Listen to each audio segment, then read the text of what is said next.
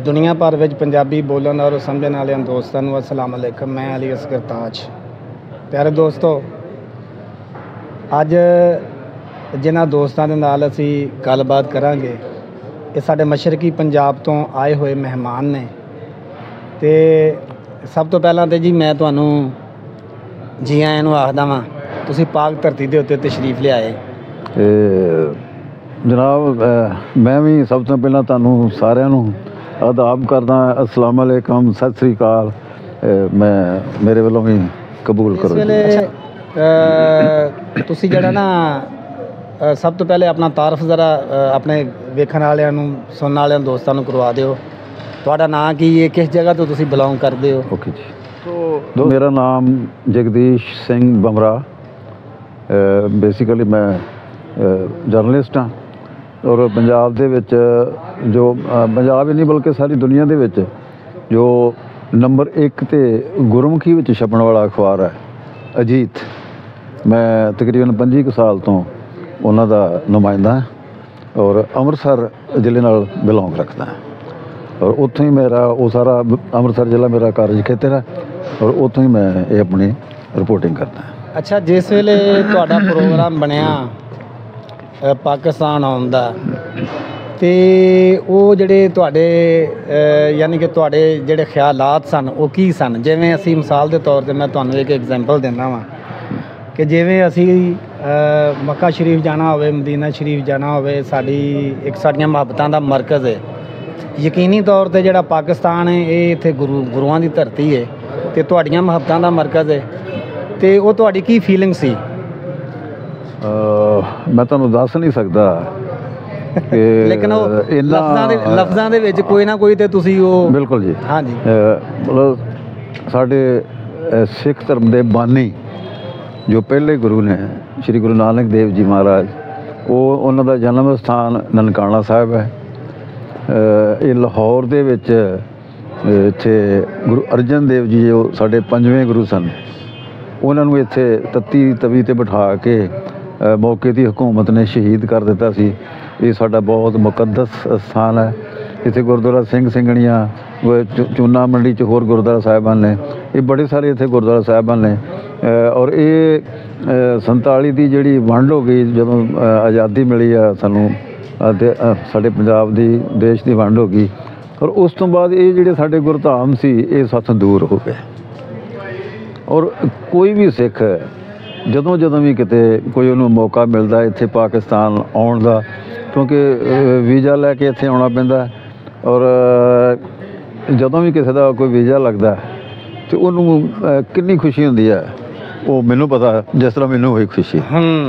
और मैं बड़ा मतलब मन दे विच शरधा सत्कार प्रेम उमड़ पिया, जिवें कि मौका मिलिया जाके अपने गुरधाम ने जिहड़े विछड़े गुरधाम ने, जिन्हां वास्ते साडी हर सिख रोज़ सवेरे शाम अरदास करदा कि सानू विछड़े गुरधामां दे दर्शन दीदारे करन दा कुदरत सबब बनावे। साडी इस तरह की अरदास हुंदी है और वो मैनूं इदां लगा भी साडी जिहड़ी अरदास है पूरी होई यार।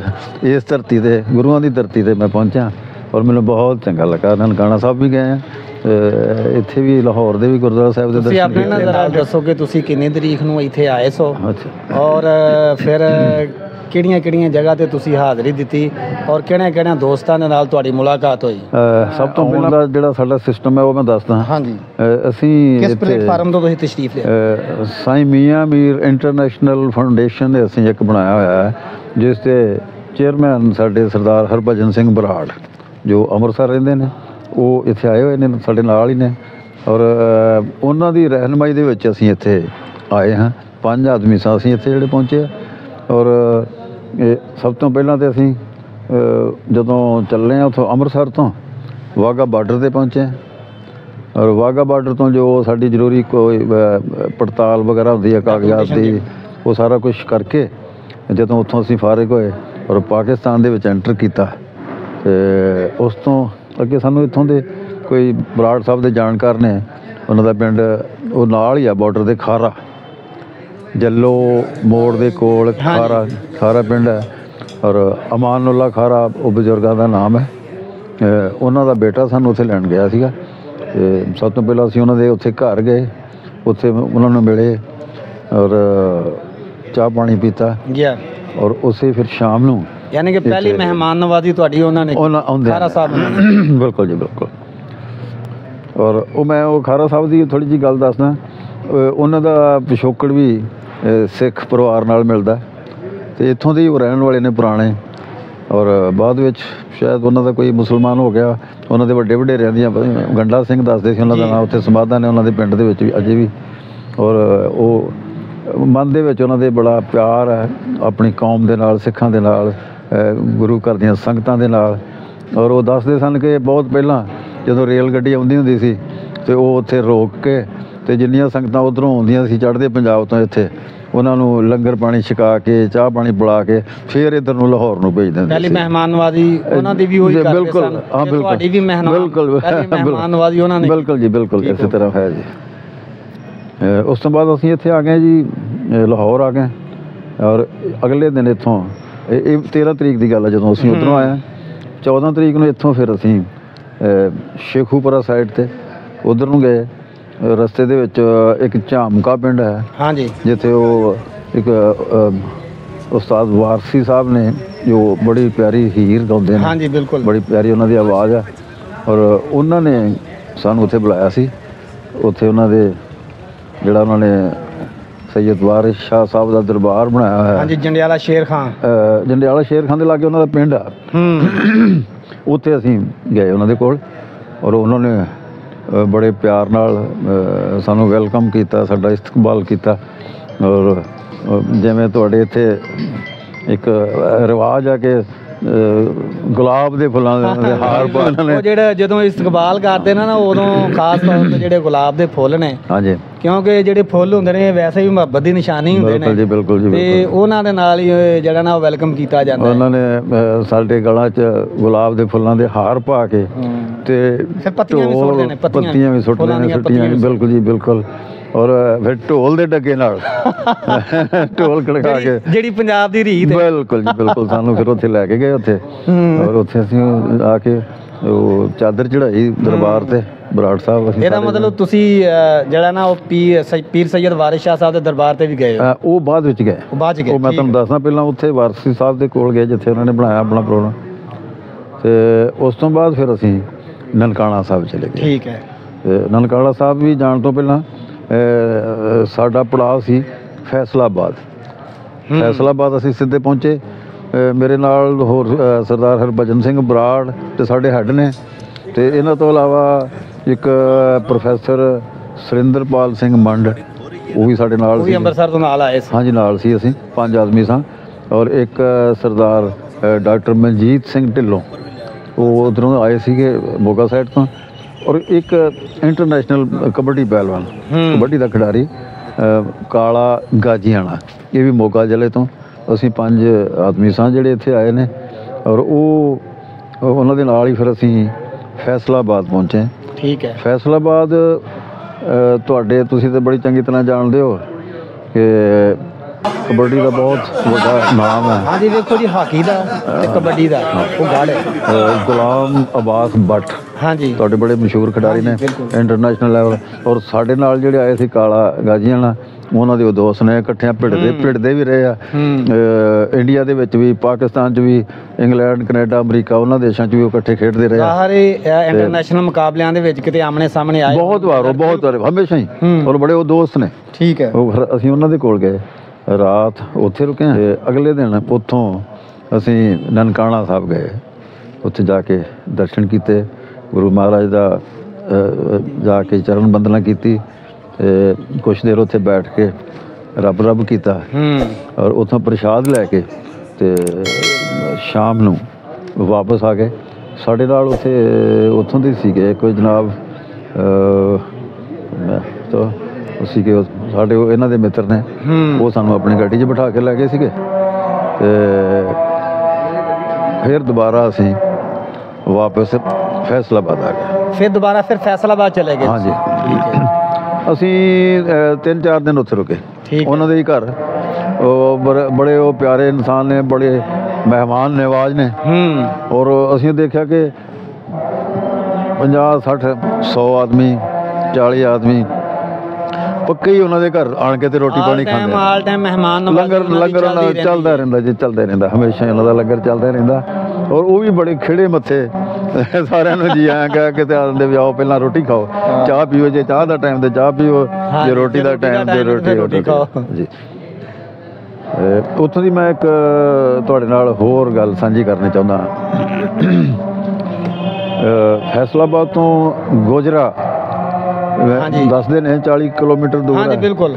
ਔਰ ਗੋਜਰੇ ਦੇ ਵਿੱਚ ਜੋ ਕਿ ਟੋਬਾ ਟੇਕ ਸਿੰਘ ਜ਼ਿਲ੍ਹਾ ਹੈ, ਟੋਬਾ ਟੇਕ ਸਿੰਘ, ਉੱਥੇ ਉਹ ਮੇਰੇ ਪਰਿਵਾਰ ਦੇ ਮੈਂਬਰ ਪੁਰਾਣੇ, ਮੇਰਾ ਪਿੰਡ ਵਾ ਜਿਹੜਾ ਉੱਥੇ ਗੁਰਦਾਸਪੁਰ ਜ਼ਿਲ੍ਹੇ 'ਚ ਮੇਰਾ ਪਿੰਡ ਪੈਂਦਾ ਸਦਾ ਰੰਗ ਬਟਾਲੇ ਦੇ ਕੋਲ। ਉਸੇ ਪਿੰਡ ਦੇ ਵਸਨੀਕ ਮੇਰੇ ਪਰਿਵਾਰ ਦੇ ਵਿੱਚੋਂ ਕੋਈ ਸਨ 1900 ਦੇ ਕਰੀਬ ਕੋਈ ਇੱਕ ਉਸ ਵੇਲੇ ਉਹ ਨੌਜਵਾਨ ਸਨ ਜਦੋਂ ਜ਼ਾਹਰ ਫੈਸਲਾਬਾਦ ਦੇ ਪਿੰਡ ਆਬਾਦ ਹੋਏ ਆ ਸਾਰੇ। ਉਦੋਂ ਬਿਲਕੁਲ ਬਿਲਕੁਲ ਹਾਂਜੀ। ਉਦੋਂ ਉਹ ਇੱਥੇ ਆ ਗਏ, ਮਤਲਬ ਜ਼ਾਹਿਰ ਹੈ ਕਿ ਕੰਮ ਦੀ ਤਲਾਸ਼ 'ਚ ਆਏ ਹੋਣਗੇ। ਹਾਂਜੀ। ਔਰ ਉਹ ਜ਼ਮੀਨਾਂ ਵੀ ਅਲਾਟ ਹੋਈਆਂ ਸਨ। ਮੈਂ ਉਹੀ ਦੱਸ ਰਿਹਾ। ਹਾਂਜੀ। ਅੰਗਰੇਜ਼ਾਂ ਦਾ ਰਾਜ ਸੀ ਉਸ ਵੇਲੇ ਇੱਥੇ 1907 ਦੇ ਵਿੱਚ। ਔਰ ਉਹ ਅੰਗਰੇਜ਼ਾਂ ਦੇ ਸੰਪਰਕ 'ਚ ਆਏ, ਈਸਾਈ ਮਿਸ਼ਨਰੀਆਂ ਦੇ ਸੰਪਰਕ 'ਚ ਆਏ ਉੱਥੇ। ਔਰ ਹੌਲੀ ਹੌਲੀ ਕਰਦਿਆਂ ਉਹਨਾਂ ਨੇ ਈਸਾਈ ਮਤ ਅਡਾਪਟ ਕਰ ਲਿਆ ਔਰ ਉੱਥੇ ਹੀ ਰਹਿ ਗਏ। ਔਰ ਜਦੋਂ ਉਹ ਦੱਸਦੇ ਨੇ ਇੱਥੋਂ ਕਿ 1902 ਦੇ ਵਿੱਚ ਸ਼ਾਇਦ ਜਿਹੜੀ ਲਾਇਲਪੁਰ ਵਾਲੀ ਨਹਿਰ ਆ ਉਹਦੀ ਉਸਾਰੀ ਹੋਈ ਹੈ। ਔਰ ਅੰਗਰੇਜ਼ ਨੇ ਉਹ ਜਿਹੜੇ ਸਾਡੇ ਪਿੰਡ ਵਾਲੇ ਸੀ ਉਹਨਾਂ ਦਾ ਨਾਂ ਮੱਲਾ ਸਿੰਘ ਸੀ ਸ਼ਾਇਦ, ਪਹਿਲਾਂ ਮੁੜ ਕੇ ਨਿਹਾਲ ਦਾਸ ਰੱਖ ਲਿਆ ਉਹਨਾਂ ਨੇ ਕ੍ਰਿਸਚਨ ਬਣਨ ਤੋਂ ਬਾਅਦ। ਔਰ ਅੰਗਰੇਜ਼ ਨੇ ਉਹਨਾਂ ਨੂੰ 5 ਮਰਬੇ ਜ਼ਮੀਨ ਉੱਥੇ ਦਿੱਤੀ, ਅਲਾਟ ਕਰ ਦਿੱਤੀ ਨਹਿਰ ਦੇ ਕੰਢੇ 'ਤੇ। ਔਰ ਨਾਲ ਹੀ ਘੋੜੀ ਦੇ ਕੇ ਆਖਿਆ ਕਿ ਇੱਥੇ ਘੁਮਾ ਕੇ ਆਪਣਾ ਪਿੰਡ ਵੜ ਲਓ। ਹਾਂਜੀ। ਉਹਨਾਂ ਨੇ ਫਿਰ ਆਪਣਾ ਪਿੰਡ ਬੰਨਿਆ। ਔਰ ਹੁਣ ਵੀ ਦੱਸਦੇ ਨੇ ਉਹ ਸਾਰਾ ਕ੍ਰਿਸਚਨਾਂ ਦਾ ਪਿੰਡ ਹੈ। ਉਹ ਸਾਡੇ ਫਿਰ ਉਹ ਵੱਡੇ ਵਡੇਰੇ ਜਿਹੜੇ ਪਿੰਡ ਦੇ ਸੀਗੇ, ਉਹ ਬਜ਼ੁਰਗ ਮੇਰੇ ਪਰਿਵਾਰ ਦੇ ਵੱਡੇ ਸੀ, ਉਹ ਇੱਥੇ ਰਹਿ ਗਏ। ਗਾਂ ਫਿਰ ਉਹਨਾਂ ਦਾ ਬਾਗ ਪਰਿਵਾਰ ਜਿਉਂ ਜਿਉਂ ਵੱਧਦਾ ਗਿਆ ਅਤੇ ਉਹਨਾਂ ਦਾ 1943-44 ਤੱਕ ਪਿੰਡ ਨਾਲ ਸੰਪਰਕ ਬਣਿਆ ਰਿਹਾ। ਪਿੰਡੋਂ ਕੋਈ ਆ ਜਾਣਾ ਇੱਥੇ, ਜਾਂ ਇਹਨਾਂ ਨੇ ਕਦੀ ਉੱਥੇ ਚਲੇ ਜਾਣਾ, ਮਿਲਦੇ ਗਿਲਦੇ ਰਹੇ। ਵੰਡ ਹੋ ਗਈ ਅਤੇ ਉਹ ਸਿਲਸਿਲਾ ਖਤਮ ਹੋ ਗਿਆ। ਔਰ ਹੁਣ ਕੀ ਹੋਇਆ ਕਿ ਉਹ ਸਾਡੀ ਗੋਤ ਬਮਰਾਹ ਹੈ। ਹਾਂਜੀ। ਔਰ ਉਹ ਵੀ ਬਮਰਾਹ ਲਿਖਦੇ ਨੇ। ਉਹਨਾਂ ਦਾ ਇੱਕ ਬੱਚਾ, ਉਹ ਆਪ ਹੁਣ ਜਿਹੜੇ ਮੌਜੂਦ ਨੇ ਬਜ਼ੁਰਗ, ਉਹ ਫੈਸਲਾਬਾਦ ਵਕਾਲਤ ਕਰਦੇ ਸੀਗੇ, ਵਕੀਲ ਨੇ, ਅਤੇ ਹੁਣ ਤਾਂ ਰਿਟਾਇਰ ਹੋ ਗਏ, ਮਤਲਬ ਵੱਡੀ ਉਮਰ ਹੋ ਗਈ ਉਹਨਾਂ ਦੀ। ਉਹਨਾਂ ਦਾ ਬੇਟਾ ਜੋ ਹੈ ਜਹਾਂਜੇਬ ਬਮਰਾਹ, ਉਹ ਗੋਜਰਾ ਸਰਕਾਰੀ ਕਾਲਜ ਦੇ ਵਿੱਚ ਪ੍ਰੋਫੈਸਰ ਲਗਾਇਆ ਹੈ। ਉਹਨਾਂ ਨੇ ਜਦੋਂ ਕੋਈ ਪੋਸਟਾਂ ਪਾਸਟਾਂ ਪਾਉਂਦੇ ਰਹਿੰਦੇ ਨੇ ਸਾਰੇ ਹੀ। ਹਾਂਜੀ। ਅਤੇ ਉੱਧਰੋਂ ਸਾਡੇ ਚੜ੍ਹਦੇ ਪੰਜਾਬ ਤੋਂ ਕੋਈ ਇੱਕ ਬਮਰਾਹ ਲੜਕਾ ਸੀਗਾ, ਉਹਨੇ ਵੀ ਦੇਖਿਆ ਵੀ ਇੱਕ ਕੋਈ ਮੁਸਲਮਾਨ ਆ, ਉਹਦਾ ਨਾਂ ਬਮਰਾਹ। ਉਹਨੇ ਫਿਰ ਉਹਨਾਂ ਨਾਲ ਕੋਈ ਰਾਬਤਾ ਕਾਇਮ ਕੀਤਾ। ਕਰਤਾਰਪੁਰ ਸਾਹਿਬ ਉਹ ਮਿਲੇ ਜਾ ਕੇ। ਔਰ ਉਸ ਤੋਂ ਬਾਅਦ ਇੱਕ ਉਹਨਾਂ ਨੇ ਵੀਡੀਓ ਬਣਾਈ। ਔਰ ਉਹ ਜਦੋਂ ਵੀਡੀਓ ਵਾਇਰਲ ਹੋਈ ਤਾਂ ਉਹ ਮੇਰੇ ਤੱਕ ਵੀ ਪਹੁੰਚੀ। ਉਹ ਮੈਂ ਦੇਖਿਆ ਵੀ ਇਹ ਤਾਂ ਅਸਲ 'ਚ ਅਸੀਂ ਸਮਝਦੇ ਹਾਂ, ਸਾਡੇ ਜਿਹੜੇ ਵੱਡੇ ਵਡੇਰੇ ਦੱਸਦੇ ਹੁੰਦੇ ਸੀ ਨਾ ਜਦੋਂ ਗੱਲਬਾਤ ਕਿਤੇ ਕਰਨੀ, ਅਤੇ ਉਹਨਾਂ ਨੇ ਕਹਿਣਾ ਕਿ ਇੱਥੋਂ ਸਾਡੇ ਪਿੰਡ ਤੋਂ ਉਹ ਕੋਈ ਆਦਮੀ ਸੀ, ਉਹ ਮੁਸਲਮਾਨ ਹੋ ਗਿਆ ਸੀ ਉੱਥੇ ਜਾ ਕੇ। ਹੁਣ ਆਣ ਕੇ ਪਤਾ ਲੱਗਾ ਵੀ ਉਹ ਮੁਸਲਮਾਨ ਨਹੀਂ ਹੋਇਆ, ਉਹ ਕ੍ਰਿਸਚਨ ਹੋ ਗਿਆ ਸੀ। ਅਤੇ ਉਹ ਜਦੋਂ ਫਿਰ ਉਹ ਮੈਂ ਇੱਕ ਨਾਲ ਮੈਸੇਜ ਲਿਖ ਕੇ ਪਾ ਦਿੱਤਾ ਕਿ ਮੈਂ ਇਸ ਪਰਿਵਾਰ ਨੂੰ ਬਹੁਤ ਚੰਗੀ ਤਰ੍ਹਾਂ ਜਾਣਦਾ, ਬਲਕਿ ਮੈਂ ਵੀ ਇਸੇ ਪਰਿਵਾਰ ਦਾ ਇੱਕ ਹਿੱਸਾ। ਸਾਡੀਆਂ ਜ਼ਮੀਨਾਂ ਸਾਂਝੀਆਂ ਨੇ। ਇੱਕ ਹਰੀ ਸਿੰਘ ਵਾਲਾ ਖੂਹ ਜਿਹੜਾ ਉਹਨਾਂ ਦੇ ਰਿਕਾਰਡ ਦੇ ਵਿੱਚ ਬੋਲਦੇ ਸੀ, ਇਹਨਾਂ ਨੇ ਵੀ ਵਿੱਚ ਬੋਲਿਆ ਉਸ ਵੀਡੀਓ ਦੇ ਵਿੱਚ, ਉਹ ਸਾਡਾ ਸਾਂਝਾ ਖੂਹ ਆ, ਅਜੇ ਵੀ ਉਹ ਖੂਹ ਹੈਗਾ। ਅਤੇ ਉਹ ਮੈਂ ਆਪਣਾ ਨੰਬਰ ਦੇ ਦਿੱਤਾ, ਨਾਲ ਮੈਂ ਲਿਖਿਆ ਕਿ ਜੇ ਕੋਈ ਇੰਟਰਸਟਡ ਹੋਵੇ, ਕੋਈ ਦਿਲਚਸਪੀ ਰੱਖਦਾ, ਤਾਂ ਮੇਰੇ ਨਾਲ ਇਸ ਨੰਬਰ 'ਤੇ ਰਾਬਤਾ ਕਾਇਮ ਕਰ। ਕੋਈ 3 ਕੁ ਘੰਟੇ ਬਾਅਦ ਇੱਥੋਂ ਗੋਜਰੇ ਤੋਂ ਰਿਪਲਾਈ ਆ ਗਿਆ ਔਰ ਮੇਰਾ ਉਹਨਾਂ ਦੇ ਨਾਲ ਸੰਪਰਕ ਹੋ ਗਿਆ। ਮੈਂ ਉਹ ਗੱਲਬਾਤ ਕੀਤੀ, ਮੈਂ ਦੱਸਿਆ, ਉਹ ਬੜੇ ਖੁਸ਼ ਹੈ ਬਈ ਯਾਰ ਜਿਵੇਂ ਆਪਣੇ ਪਿੰਡ ਹੀ ਚਲੇ ਗਏ ਹੈ। ਅਤੇ ਉਹ ਸਿਲਸਿਲਾ ਚੱਲਦਾ ਰਿਹਾ ਕੋਈ 6-7 ਮਹੀਨੇ ਦੀ ਗੱਲ ਹੈ, ਮਤਲਬ ਉਦੋਂ ਤੋਂ ਇਹ ਚੱਲ ਰਿਹਾ ਸਾਡੀ ਗੱਲਬਾਤ। ਆਹ ਸਬੱਬ ਬਣ ਗਿਆ ਇੱਥੇ ਆਉਣ ਦਾ ਮੇਰਾ ਪਾਕਿਸਤਾਨ। ਅਤੇ ਮੈਂ ਉਹਨਾਂ ਨੂੰ ਦੱਸਿਆ ਕਿ ਮੈਂ ਇੱਥੇ ਆ ਰਿਹਾ ਤੁਹਾਡੇ ਦੇਸ਼ ਦੇ ਵਿੱਚ।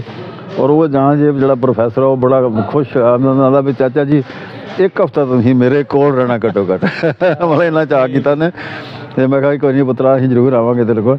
ਔਰ ਉੱਥੇ ਜਦੋਂ ਅਸੀਂ ਫੈਸਲਾਬਾਦ ਸੀ ਗੱਲਬਾਤ ਕੀਤੀ, ਸਾਨੂੰ ਜਿਹੜੇ ਕਾਨੂੰਨੀ ਨੁਕਤਾ ਨਿਗਾਹ ਤੋਂ ਸਾਨੂੰ ਦੱਸਿਆ ਕਿ ਉਹ ਗੋਜਰਾ ਜਿਹੜਾ ਵਾ ਉਹ ਟੋਬਾ ਟੇਕ ਸਿੰਘ ਕੇ ਪੈਂਦਾ ਔਰ ਤੁਹਾਡੇ ਕੋਲ ਵੀਜ਼ਾ ਨਹੀਂ ਹੈ ਉੱਥੋਂ ਦਾ ਤੇ ਤੁਸੀਂ ਮਤਲਬ ਕਿਉਂਕਿ ਦੂਸਰੇ ਮੁਲਕ 'ਚ ਆਏ ਹੋ ਮਤਲਬ ਕਾਨੂੰਨੀ ਪੁਆਇੰਟ ਆ। ਦੇਖੋ ਜੀ ਇਹ ਬੜਾ ਜ਼ਰੂਰੀ ਹੁੰਦਾ ਹੈ ਕਿ ਕਿਸੇ ਮੁਲਕ 'ਚ ਜਾ ਕੇ ਉੱਥੋਂ ਦਾ ਜਿਹੜਾ ਕਾਨੂੰਨ ਹੈ ਉਹਨੂੰ ਉਹਦੀ ਪਾਲਣਾ ਕਰੇ। ਹਾਂ, ਕਿਉਂਕਿ ਅਸੀਂ ਸ਼ਰੀਫ ਨਾਗਰਿਕ ਹਾਂ। ਹਾਂਜੀ, ਅਸੀਂ ਉਹ ਮਤਲਬ ਉਹਨਾਂ ਨੂੰ ਮੈਸੇਜ ਕਰਤਾ ਕਿ ਤੁਸੀਂ ਇੱਥੇ ਆ ਜਾਓ, ਅਸੀਂ ਨਹੀਂ ਆ ਸਕਦੇ, ਮਜਬੂਰੀ ਹੈ ਸਾਡੀ। ਸਾਡਾ ਵੀ ਦਿਲ ਸੀ ਕਿ ਅਸੀਂ ਤੁਹਾਡੇ ਕੋਲ ਆਉਂਦੇ, ਤੁਹਾਡੀਆਂ ਜ਼ਮੀਨਾਂ ਤੇ ਘੁੰਮ ਫਿਰ ਕੇ ਜਾਂਦੇ, ਤੁਹਾਡਾ ਘਰ ਘਾਟ ਵੇਖਦੇ, ਤੁਹਾਡੀਆਂ ਘੋੜੀਆਂ ਰੱਖੀਆਂ ਉਹਨਾਂ ਨੇ, ਤੁਹਾਡੇ ਖੇਤਾਂ 'ਚ ਜਾਂ ਸਾਰਾ ਵੇਖਦੇ, ਪਰ ਉਹ ਨਹੀਂ ਬਣੀ ਗੱਲ।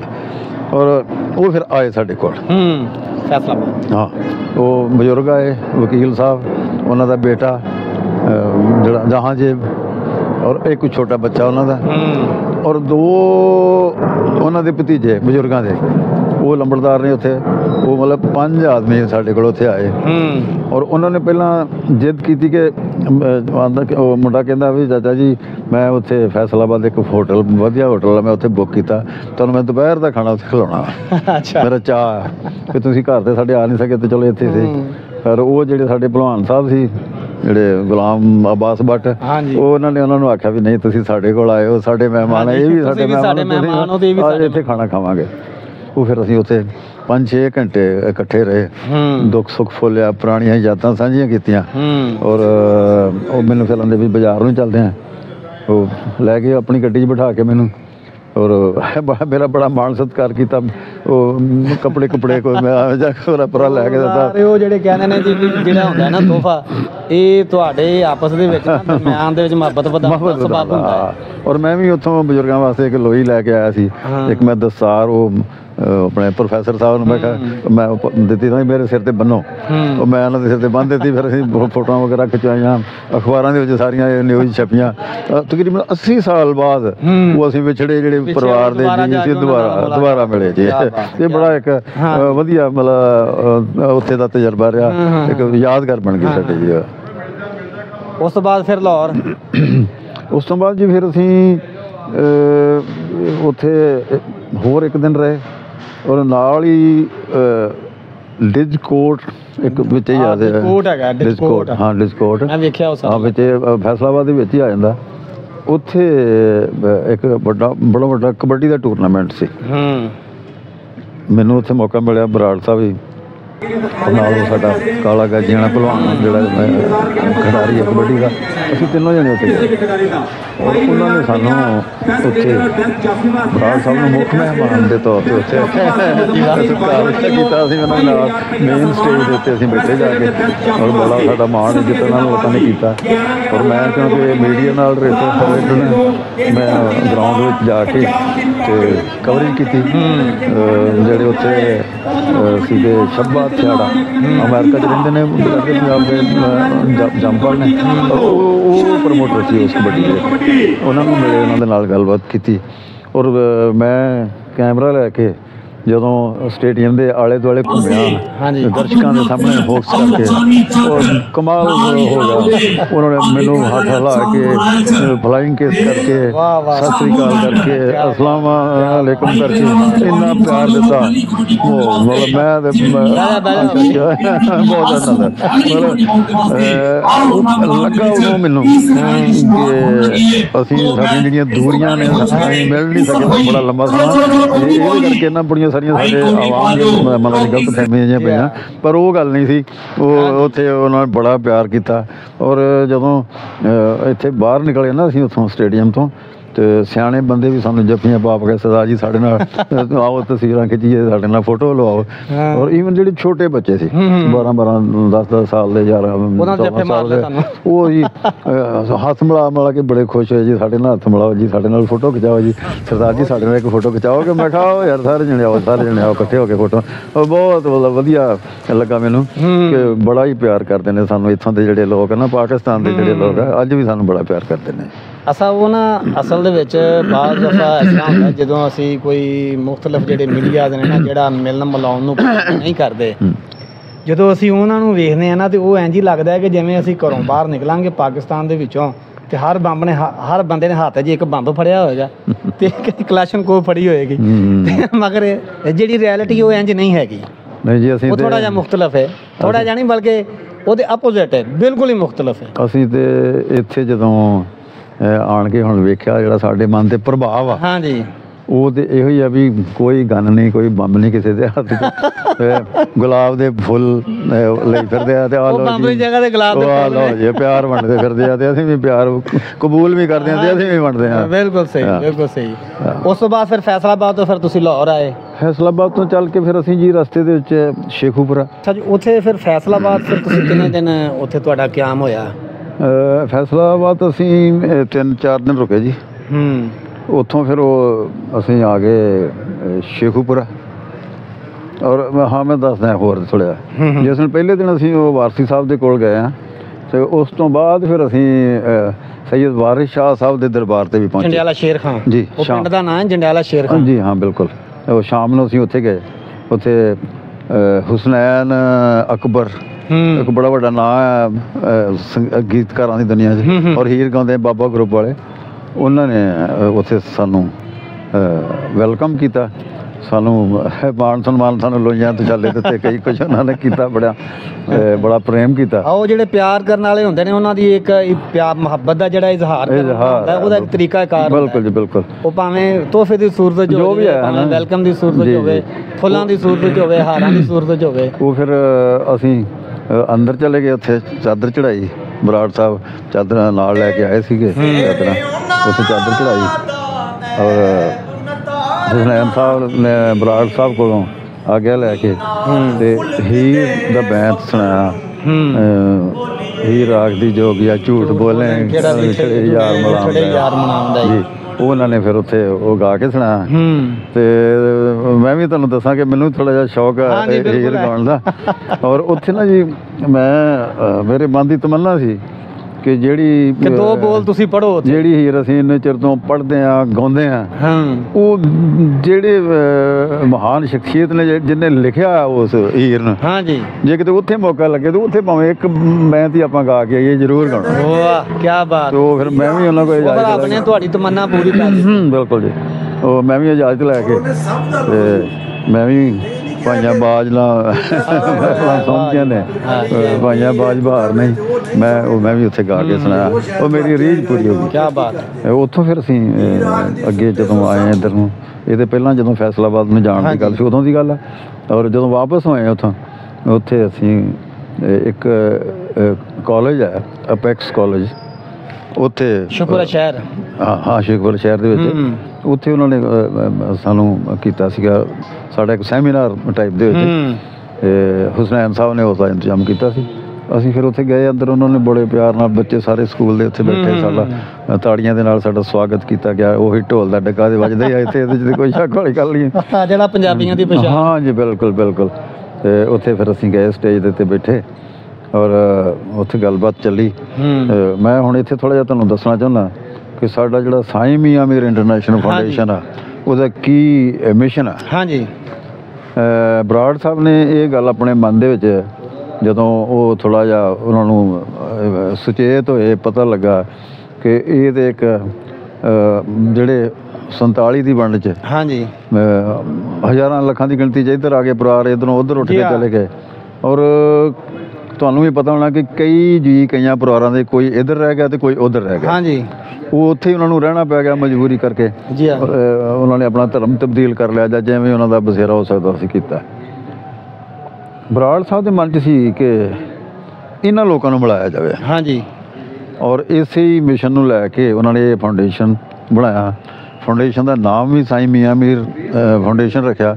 ਔਰ ਸਾਈਂ ਮੀਆਂ ਮੀਰ ਤੁਸੀਂ ਜਾਣਦੇ ਹੀ ਹੋ ਕਿ ਉਹ ਮੁਸਲਮਾਨ ਸਨ। ਹਾਂਜੀ, ਔਰ ਬਹੁਤ ਹੀ ਜ਼ਿਆਦਾ ਸਤਿਕਾਰਤ ਹਸਤੀ। ਜੀ ਹਾਂ, ਬਿਲਕੁਲ। ਜਿਹਦਾ ਮੁਸਲਮਾਨ ਜਗਤ ਦੇ ਵਿੱਚ ਤਾਂ ਬਹੁਤ ਜ਼ਿਆਦਾ ਸਤਿਕਾਰ ਹੈ, ਬੜਾ ਇਹਤਰਾਮ ਹੈ, ਪਰ ਸਿੱਖ ਜਗਤ ਵਿੱਚ ਵੀ ਬੜਾ ਉਹਨਾਂ ਦਾ, ਉਹਨਾਂ ਨੂੰ ਪਿਆਰ ਦਿੱਤਾ ਜਾਂਦਾ, ਕਿਉਂਕਿ ਸਾਡਾ ਜਿਹੜਾ ਹਰਿਮੰਦਰ ਸਾਹਿਬ ਹੈ, ਹਾਂਜੀ, ਅੰਮ੍ਰਿਤਸਰ ਦੇ ਵਿੱਚ ਸਾਡਾ ਜਿਹੜਾ ਸਭ ਤੋਂ ਵੱਡਾ ਮਹਾਨ ਜਿਹੜਾ ਤੀਰਥ ਹੈ, ਜਿਹੜਾ ਮੱਕਾ ਅਸੀਂ ਗਿਣਦੇ ਹਾਂ, ਉਹਦੀ ਨੀਂਹ ਸਾਈਂ ਮੀਆਂ ਮੀਰ ਨੇ ਰੱਖੀ। ਗੁਰੂ ਸਾਹਿਬ ਨੇ, ਗੁਰੂ ਅਰਜਨ ਦੇਵ ਜੀ ਨੇ ਉਸ ਇਮਾਰਤ ਦੀ ਨੀਂਹ ਜਿਹੜੀ ਉਹ ਸਾਈਂ ਮੀਆਂ ਮੀਰ ਕੋਲ ਰਖਵਾਈ, ਸਾਈਂ ਮੀਆਂ ਮੀਰ ਰਹਿਮਤੁল্লাਹ ਕੋਲੋਂ ਰਖਵਾਈ ਜੀ। ਤੇ ਇਸ ਕਰਕੇ ਨਾ ਇਹ ਜਿਹੜੀ ਹਸਤੀ ਹੈ, ਇਹ ਦੋਵਾਂ ਹੀ ਕੌਮਾਂ ਦੇ ਵਿੱਚ ਬੜੀ ਸਤਿਕਾਰ। ਹਾਂਜੀ, ਅਸੀਂ ਇਸੇ ਕਰਕੇ ਆਪਣੇ ਫਾਊਂਡੇਸ਼ਨ ਦਾ ਨਾਮ ਵੀ ਸਾਈਂ ਮੀਆਂ ਮੀਰ ਇੰਟਰਨੈਸ਼ਨਲ ਫਾਊਂਡੇਸ਼ਨ ਰੱਖਿਆ। ਔਰ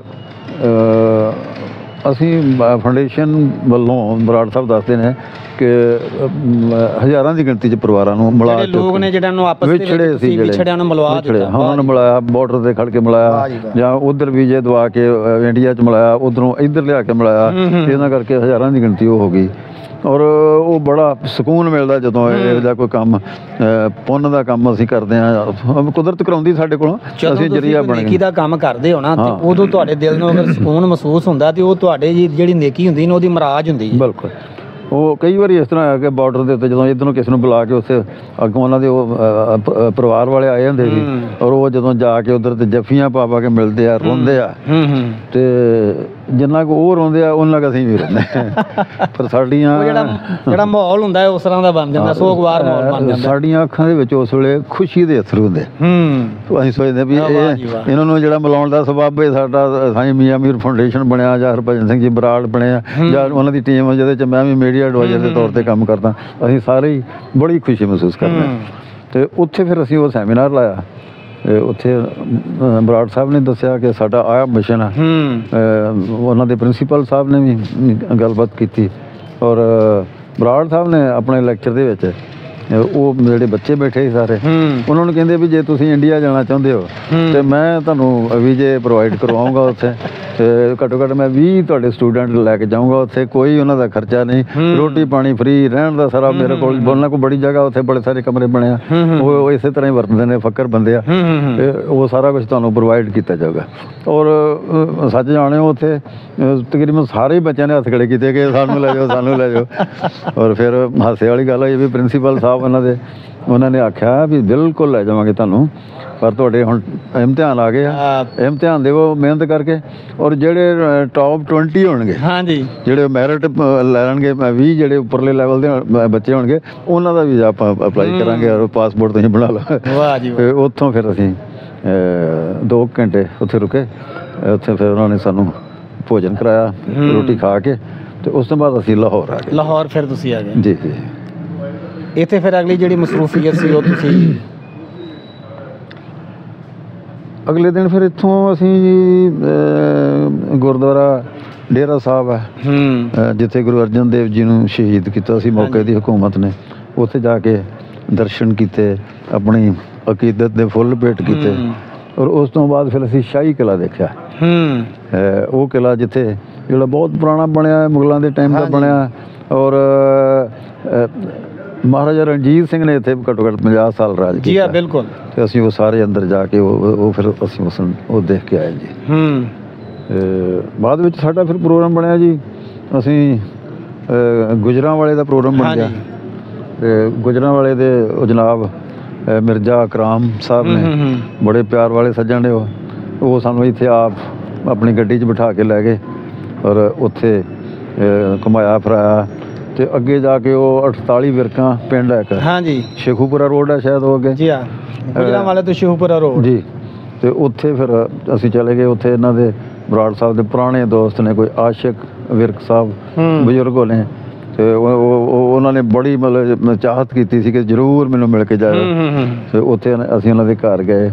ਤੇ ਫਿਰ ਬਹੁਤਾ ਸਮਾਂ ਨਹੀਂ ਰੁਕੇ, ਹਨੇਰਾ ਵੀ ਹੋ ਗਿਆ ਸੀ, ਤੇ ਰਾਤ ਨੂੰ ਅਸੀਂ ਚਾਹ ਪਾਣੀ ਪੀਤਾ, ਤੇ ਫਿਰ ਉੱਥੋਂ ਅਸੀਂ ਉਹਨਾਂ ਕੋਲ ਛੁੱਟੀ ਲੈ ਲਈ। ਤੇ ਰਸਤੇ ਦੇ ਵਿੱਚ ਉਸਮਾਨ ਵਿਰਕ ਮੁੰਡਾ, ਨੌਜਵਾਨ ਬੱਚਾ, ਤੇ ਲੈਂਡਲਾਰਡ ਹੈ, ਉਹਨੇ ਫਿਰ ਆਪਣੀ ਹਵੇਲੀ 'ਚ ਸਾਨੂੰ ਰੱਖ ਲਿਆ। ਬਰਾੜ ਸਾਹਿਬ 'ਤੇ ਆ ਗਏ, ਕਿਉਂਕਿ ਉਹ ਇਹਨਾਂ ਨੂੰ ਥੋੜ੍ਹੀ ਪ੍ਰੋਬਲਮ ਗੋਡਿਆਂ ਗੱਡਿਆਂ ਦੀ ਉਮਰ ਦੇ ਹਿਸਾਬ ਨਾਲ। ਇਹ ਮਿਰਜ਼ਾ ਸਾਹਿਬ ਕੋਲ ਆ ਕੇ ਗੁਜਰਾਂਵਾਲੇ, ਅਸੀਂ 2-3 ਜਣੇ ਫਿਰ ਉਹਨਾਂ ਕੋਲ ਰਾਤ ਉੱਥੇ ਰੁਕ ਗਏ। ਤੇ ਅਗਲੇ ਦਿਨ ਗੁਜਰਾਂਵਾਲੇ ਪਹੁੰਚੇ ਹਾਂ, ਤੇ ਉੱਥੇ ਜਾ ਕੇ ਫਿਰ ਉਹ ਸੈਮੀਨਾਰ ਕੀਤਾ। ਗੁਜਰਾਂਵਾਲੇ ਦੇ ਬਹੁਤ ਸਾਰੇ ਅਦੀਬ ਲੋਕ, ਜਿਹੜੇ ਬੜੇ ਉੱਚੀਆਂ ਹਸਤੀਆਂ ਨੇ ਅਦਬ ਦੀ ਦੁਨੀਆ ਦੇ ਵਿੱਚ, ਤੇ ਉਹਨਾਂ ਨੇ ਉੱਥੇ ਅਰੇਂਜ ਕੀਤਾ ਸੀਗਾ ਪ੍ਰੋਗਰਾਮ। ਉੱਥੇ ਜਾ ਕੇ ਆਪਣੀ ਗੱਲਬਾਤ ਆਪਣੀਆਂ ਉਹਨਾਂ ਨੂੰ ਸੁਣਾਈਆਂ, ਉਹਨਾਂ ਦੀਆਂ ਅਸੀਂ ਸੁਣੀਆਂ, ਉਹਨਾਂ ਦੇ ਜਿਹੜੇ ਵਿਚਾਰ ਸਨ ਸਾਂਝੇ ਹੋਏ। ਤੇ ਦੁੱਖ ਦਰਦ ਤੇ ਸਾਡਾ ਤੇ ਤੁਹਾਡਾ ਸਾਂਝਾ ਹੀ ਆ, ਇੱਕੋ ਜਿਹਾ ਵਿਛੋੜੇ ਵਾਲਾ। ਉੱਥੇ ਫਿਰ ਉਹ ਗੱਲਬਾਤ ਕੀਤੀ, ਔਰ ਉੱਥੇ ਮਤਲਬ ਇੱਕ ਮੇਰੇ ਵਾਸਤੇ ਬੜਾ ਵਧੀਆ ਮੌਕਾ ਸੀਗਾ। 20 ਤਰੀਕ ਦੀ ਗੱਲ ਹੈ, ਮੇਰਾ ਜਨਮ ਦਿਨ ਆ ਉਸ ਦਿਨ ਹੁੰਦਾ। ਤੇ ਮੈਂ ਉੱਥੇ ਉਹਨਾਂ ਨੂੰ ਕਿਹਾ ਵੀ ਅੱਜ ਮੇਰਾ ਜਨਮ ਦਿਨ ਆ ਔਰ ਮੈਂ ਆਪਣੇ ਆਪ ਨੂੰ ਬੜਾ ਖੁਸ਼ਕਿਸਮਤ ਮਹਿਸੂਸ ਕਰ ਰਿਹਾ ਕਿ ਗੁਰੂਆਂ ਪੀਰਾਂ ਦੀ ਧਰਤੀ ਤੇ ਆਣ ਕੇ ਤੇ ਮੈਂ ਆਪਣਾ ਆਪਣਾ 71ਵਾਂ ਜਨਮ ਦਿਨ ਉੱਥੇ ਮਨਾਇਆ। ਵਾਹ ਜੀ ਵਾਹ। ਤੇ ਉਹ ਫਿਰ ਉਹ ਬੜੇ ਖੁਸ਼ ਹੋਏ। ਉਹਨਾਂ ਨੇ ਆਖਿਆ ਇੱਕ ਨੇ ਕਿਹਾ ਵੀ ਕੇਕ ਲੈ ਕੇ ਆਉਂਦੇ ਆ ਤੇ ਉਹ ਫਿਰ ਇੱਕ ਸੀਗਾ ਸੱਜਣ ਉਹਦਾ ਨਹੀਂ ਗੁੜ ਨਾਲ ਅੱਜ ਮਨਾਵਾਂਗੇ ਜਨਮ। ਉਹਨਾਂ ਨੇ ਗੁੜ ਬਣਿਆ ਸਪੈਸ਼ਲ ਹੁੰਦਾ ਗੁੜ ਕਿਸੇ ਡੱਬੇ 'ਚ ਉਹ ਜਿਵੇਂ ਨਵਾਂ ਗੁੜ ਕਾੜ ਕੇ ਪਾਇਆ ਹੁੰਦਾ ਨਾ ਇੱਦਾਂ ਦਾ ਬੜਾ ਗਿਰੀਆਂ ਪਾ ਕੇ ਉਹ ਫਿਰ ਉਹ ਅਸੀਂ ਕੇਕ ਕੱਟ ਕੇ ਤੇ ਉਹਨਾਂ ਨੇ ਮੇਰਾ ਵੀ ਮੂੰਹ ਮਿੱਠਾ ਕਰਾਇਆ। ਮੈਂ ਇਹ ਵੱਡੇ ਬਜ਼ੁਰਗਾਂ ਦਾ ਮੂੰਹ ਮਿੱਠਾ ਕਰਾਇਆ ਸਾਰਿਆਂ ਨੇ ਤੇ ਫੋਟੋਆਂ ਸਾਂਝੀਆਂ ਕੀਤੀਆਂ ਸੀ। ਤੇ ਉੱਥੋਂ ਫਿਰ ਆ ਕੇ ਮਿਰਜ਼ਾ ਸਾਹਿਬ ਕੋਲ ਚਲੇ ਗਏ। ਉੱਥੇ ਫਿਰ ਰਾਤ ਦੀ ਰੋਟੀ ਪਾਣੀ ਖਾਧਾ ਤੇ ਫਿਰ ਕੱਲ੍ਹ ਅਸੀਂ ਵਾਪਸ ਇੱਥੇ ਆ ਗਏ ਸੀ ਲਾਹੌਰ ਤੇ ਹੁਣ ਇੱਥੇ ਹੀ ਆ ਤੁਹਾਡੇ ਕੋਲ। ਅੱਛਾ ਇਹ ਹੁਣ ਜਿਹੜਾ ਲਾਹੌਰ ਹੈ ਲਾਹੌਰ ਦੇ ਬਾਰੇ 'ਚ ਕਹਿੰਦੇ ਨੇ ਜਿਹਨੇ ਲਾਹੌਰ ਨਹੀਂ ਵੇਖਿਆ ਉਹ ਜੰਮਿਆ ਨਹੀਂ। ਤੁਸੀਂ ਵੀ ਉਹਦਾ ਮਿਸਾਲ ਸੁਣੀ ਹੋਏਗੀ। ਬਿਲਕੁਲ ਸਾਡੀ ਉੱਥੇ ਇਹੋ ਗੱਲ ਕਿਤੇ ਬਿਲਕੁਲ। ਤੇ ਤੁਸੀਂ ਤੇ ਹੁਣ ਮੇਰਾ ਖਿਆਲ 2 ਵਾਰੀ ਜੰਮ ਪਏ। ਹਾਂ ਬਿਲਕੁਲ ਜੀ। ਮੈਂ ਤਾਂ ਕਹੂੰਗਾ ਵੀ 3 ਵਾਰੀ। ਮੈਂ ਇੱਕ ਵਾਰੀ ਪਹਿਲਾਂ 2005 ਚ ਵੀ ਆ ਚੁੱਕਾ ਇੱਥੇ। ਅੱਛਾ ਦੋ ਵਾਰੀ ਪਹਿਲੇ ਆ ਚੁੱਕੇ। ਇੱਕ ਵਾਰੀ 2005 19 ਸਾਲ ਪਹਿਲਾਂ ਦੀ ਗੱਲ ਆ। ਅੱਛਾ ਤੇ ਹੁਣ ਤੁਸੀਂ ਦੂਸਰੀ ਵਾਰੀ ਆਏ। ਦੂਸਰੀ ਵਾਰੀ ਇੱਥੇ ਆ ਤੇ ਜਨਮ ਦਿਨ ਵੀ ਇੱਥੇ ਮਨਾਇਆ। ਅੱਛਾ ਹੁਣ ਕੱਲ ਇੱਥੇ ਸੱਜਣ ਮਿੱਤਰ ਮਿਲਦੇ ਰਹੇ ਇੱਥੇ ਬੈਠੇ ਸੀ ਤੇ ਸ਼ਾਮ ਨੂੰ ਅਸੀਂ ਇੱਥੇ ਉਹ ਹੈਗਾ ਇੱਕ ਪਲਾਕ ਹੈਗਾ ਹੈ ਨਾ ਉੱਥੇ ਇਹਨਾਂ ਦਾ ਸੀਗਾ ਪ੍ਰੋਗਰਾਮ। ਮੈਨੂੰ ਵੀ ਜਾਣ ਦਾ ਮੌਕਾ ਮਿਲਿਆ ਗਦਾਫੀ ਸਟੇਡੀਅਮ। ਹਾਂਜੀ ਤੇ ਉੱਥੇ ਸਾਰੇ ਅਦੀਬ ਲੋਕ ਮਿਲੇ ਔਰ ਉੱਥੇ ਫਿਰ ਉਹਨਾਂ ਦੀਆਂ ਗੱਲਾਂ ਬਾਤਾਂ ਸੁਣੀਆਂ ਆਪਣੀਆਂ ਵੀ ਸੁਣਾਈਆਂ। ਮੈਨੂੰ ਉਹਨਾਂ ਨੇ ਮੇਰੇ ਦੋਸਤ ਨੇ ਉੱਥੇ ਨਜ਼ੀਰ ਜੋਈਆ ਸਾਹਿਬ ਔਰ ਹੋਰ 4-5 ਦੋਸਤ ਸੀਗੇ। ਉਹਨਾਂ ਨੇ ਮੈਨੂੰ ਆਖਿਆ ਕਿ ਮੈਂ ਹੀਰ ਸੁਣਨੀ ਆ। ਅੱਛਾ ਫਿਰ ਮੈਂ ਉੱਥੇ ਵੀ ਥੋੜ੍ਹਾ ਜਿਹਾ ਗਾ ਕੇ ਤੇ ਆਪਣਾ ਜੋਈਆ ਸਾਹਿਬ ਸਾਰੇ ਫਿਰ ਰਾਤ ਨੂੰ ਰੋਟੀ ਖਾਧੀ ਉੱਥੇ।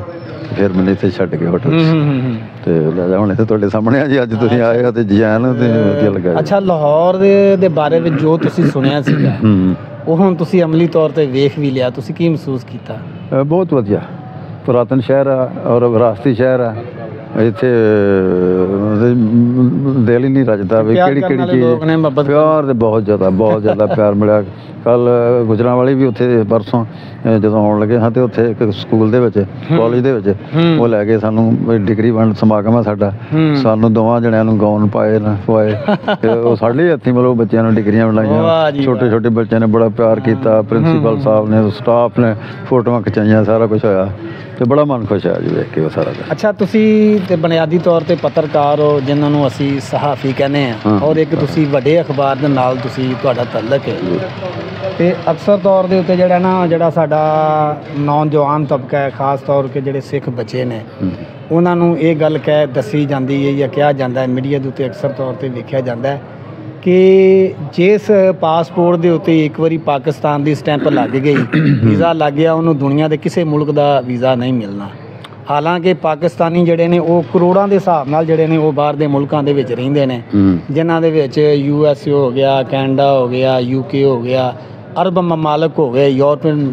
ਮੇਰਾ ਖਿਆਲ ਦੁਨੀਆ ਦਾ ਕੋਈ ਮੁਲਕ ਨਹੀਂ ਐਸਾ। ਮੈਂ ਦੱਸਦਾ ਜੀ ਮੈਂ ਮੇਰਾ ਜਿਹੜਾ ਨਿੱਜੀ ਤਜਰਬਾ ਬਰਾੜ ਸਾਹਿਬ ਦਾ ਵੀ।